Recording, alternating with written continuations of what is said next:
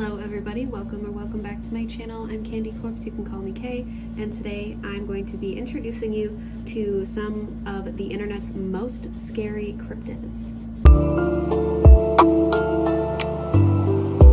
I just want to state for the record, before even starting this video, I have to have my camera adjusted to the side because if I put it directly in front of me, something right here my camera keeps trying to focus on, and that makes me uncomfortable. So we're gonna have this kind of weird, like slightly off-center situation going on, and I'm just not gonna think about it.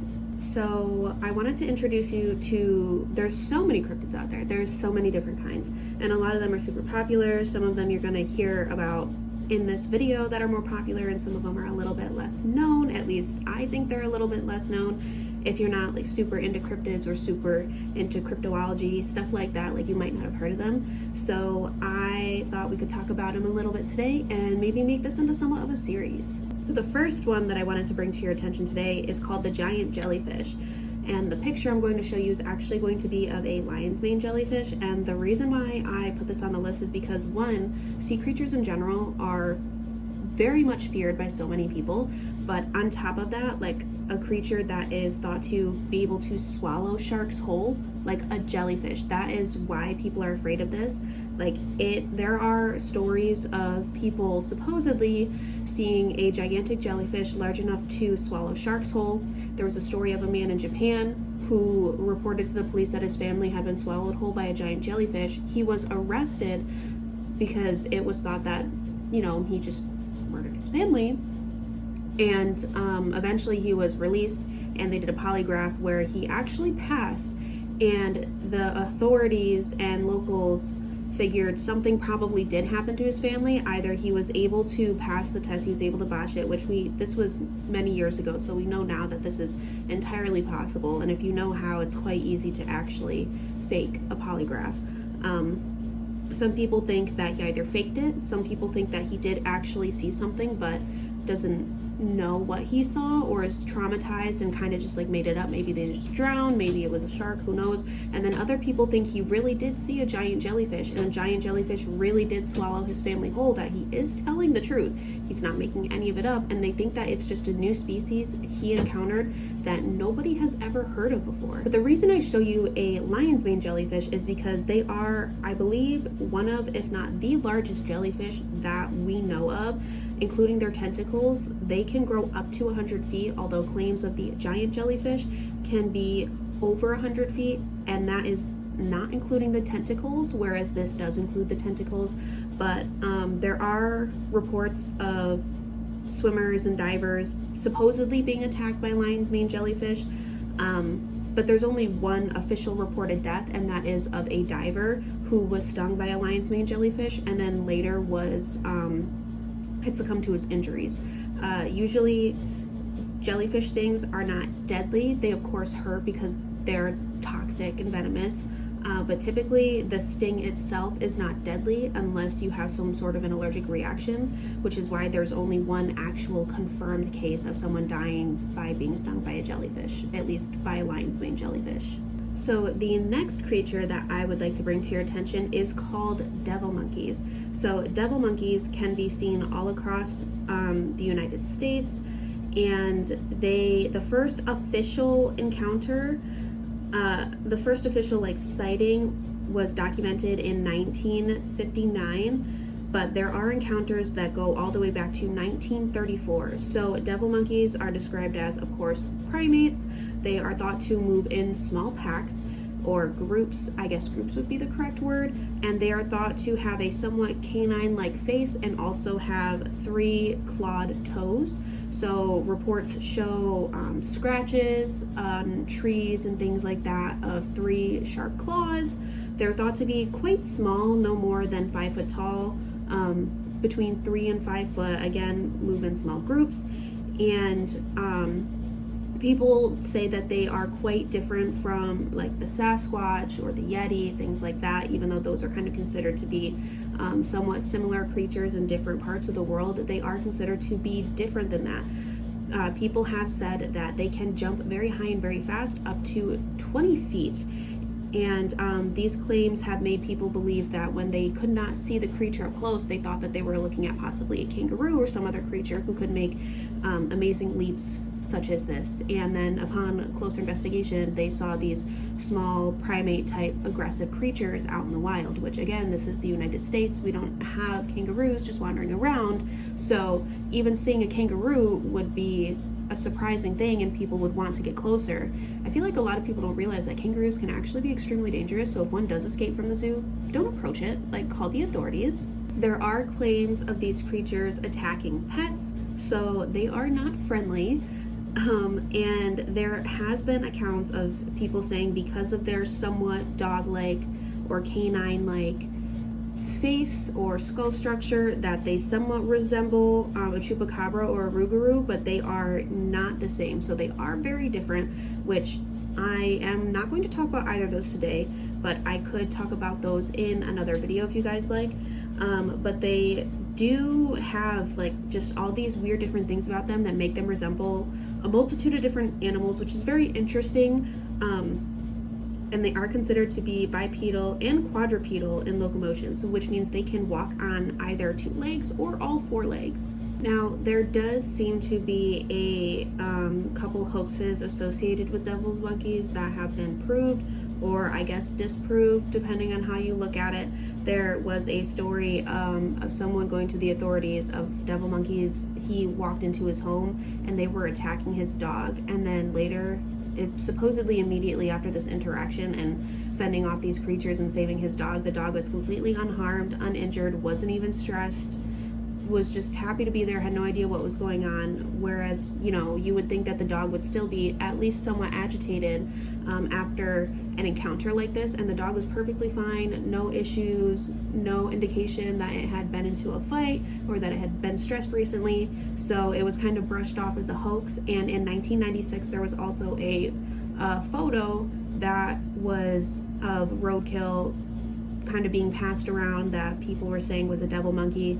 But we're pretty sure that it was not. Eyewitnesses claim that it was, but that doesn't necessarily mean anything. It's kind of hard to tell from the picture. I won't put it up because, again, it is, you know, a deceased animal. But these photos appeared on the internet in 1996, and it is of a carcass of an unidentified animal.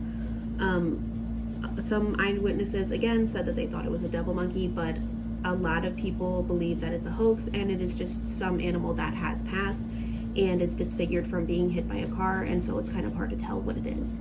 Okay, so the next cryptid that I am going to introduce to you guys today is called the Jersey Devil.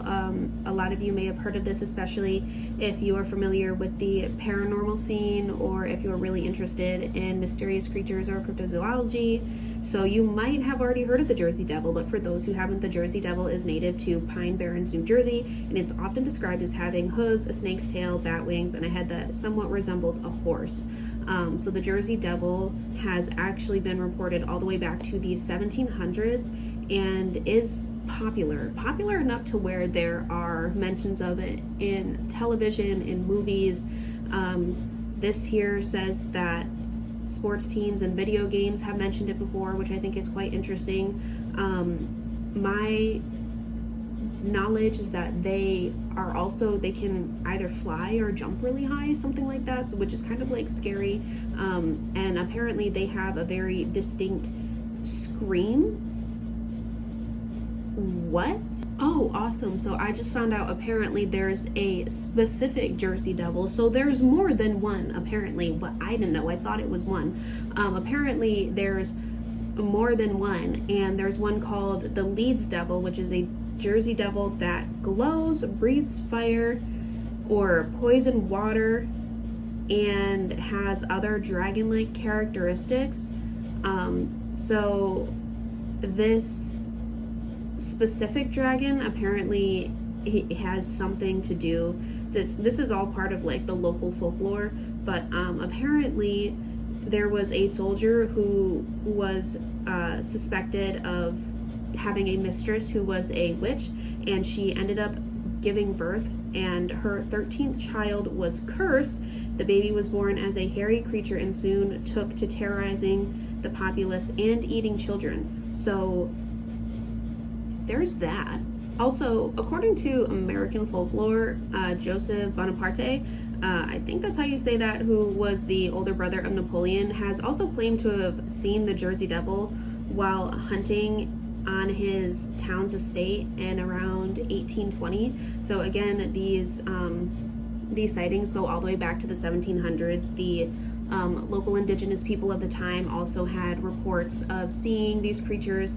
Other settlers and explorers have made reports of seeing these dragon-like mysterious creatures, which is very interesting, and supposedly these other explorers and settlers have seen them as well. And there are reports, like up to today, like, you know, recent history, there are reports of people seeing the Jersey Devil. So there is another cryptid that I wanted to introduce to you guys today called the Van Meter Visitor.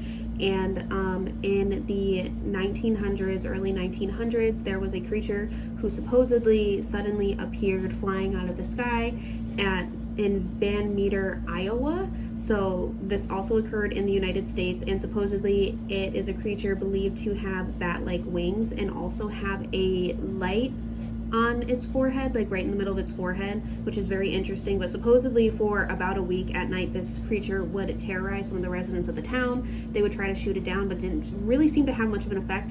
So after a few days, the community decided that enough was enough, and they were going to band together and try to push this creature out. So they were able to force this creature into an old coal mine that was no longer in use, where they actually ended up finding another one and were confronted by two of the creatures. Once they were able to get them into the coal mine itself, they opened fire and just continued shooting until they didn't see anything anymore. And it is believed that the creatures retreated into the coal mines and have not been seen since. So nobody really knows if they survived, because again, the gunfire didn't really seem to have much of an effect initially when they first decided to try to shoot the creature down for terrorizing its citizens.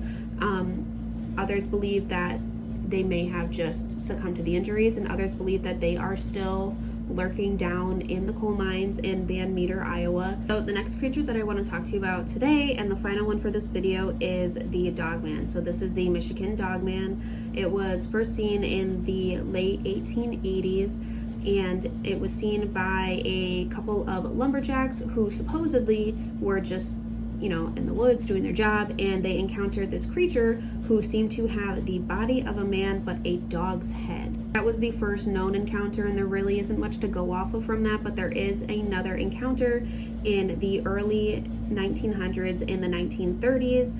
Also in Michigan, Robert Fortney was supposedly attacked by 5 wild dogs and said that one of the 5 walked on 2 legs. There had been other similar reports that came from Allegan County in the 1950s, and from Missanti and Cross Village in 1967. So supposedly there was a creature who looked like a dog but had somewhat of a human-esque type body and was able to walk on 2 legs. There are a few reports of that. But in 1987, there was a confirmed hoax that leads people to believe that all of these encounters were either fake or that there was something else going on, and it was not really a dog man of any kind. There was a disc jockey named Steve Cook who basically played an April Fool's joke and kind of pretended to be the creature, took pictures, everything like that. And because of his prank was the reason why a lot of people are led to believe that the Dogman itself was entirely a hoax, even all the way back to the very first sighting in 1887. Some people do believe that the Dogman is a creature that is still out there and still exists to this day. The creature's existence is not known by science, and it's considered to be similar to a werewolf when you're kind of talking about like appearance and how it looks, but it's different than a werewolf because it's not thought to actually be a human that kind of transforms in the way that a werewolf typically does, or a shapeshifter of any kind. It is just as is a canine type creature who 100% like dog head, everything like that, but still has somewhat of a humanoid figured body and is able to walk on its 2 hind legs. Okay, so that is all of the cryptids that I have for you guys today. If you have any questions or you want me to talk about anything else, leave them down in the comments. And make sure you follow my Instagram if you want to be involved in the decision of what video I'll make, or if you want to have any input. I often put polls on my story, and I love hearing what you guys have to say in regards to what I post. I have a lot of ideas and I have a lot of things that I want to post, so I really like when I get input from what you guys are interested in and what you would like to hear. So yeah, make sure you follow me there. I also have TikTok, I do have Facebook. I don't really use it, but I do have a lot of different forms of social media. So if you ever want to reach out to me to be involved in a video, if you have an idea or a request, I would be more than happy to hear you out, and I will see you in the next video.